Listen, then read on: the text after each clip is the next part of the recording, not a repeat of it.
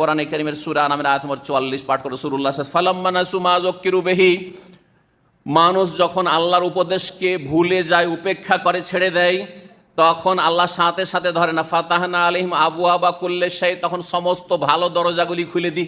রোজে রিজিক, পয়সা, ধন দৌলত, গাড়ি বাড়ি, নারী, সুখ, শান্তি, সব দরজাগুলি আমি খুলে দিই। হাত্তা ইযা ফারিহু, যখন একেবারে আনন্দিত হয়ে যায়, বিলাসিতা ভোগ বিলাসে বিভোর হয়ে যায়, যে হ্যাঁ কি হলাম এত ফুলা ফুলেছে বেলুনের মতো, হইলাম কি বেলুন ফুলার পরে।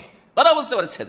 আল্লাহ বলছেন আখাযনাহুম বাগতা, তখন আমি আকস্মিক পাকড়াও করি, ধরে নিই, হঠাৎ করে ধরি। এমন ধরা ধরলেন আল্লাহ রাব্বুল আলামিন যে তওবা নসিব হলো না, লা ইলাহা ইল্লাল্লাহ নসিব হইল না, ইসলাম নসিব হইল না, নাস্তিক হয়ে মরে গেলেন, সেকুলার হয়ে মরে গেলেন, মাজার পূজারি হয়ে মরে গেলেন, বেনামাজি হয়ে মরে গেলেন, সুদখোর হয়ে মরে গেলেন, ওই চোর ডাকাত আর খুনি হয়ে মরে গেলেন। সুবহানাল্লাহ সুবহানাল্লাহ। আখাযনাহুম বাগতা, জিনা ব্যভিচারে মরে গেল, মদ খেতে খেতে মরে গেল।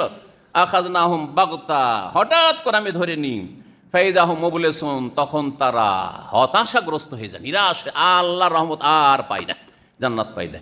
ওই রকম বদনসিব হবেন। আল্লাহ যেন আমাদেরকে খুশনসিব করেন, বলুন আমিন।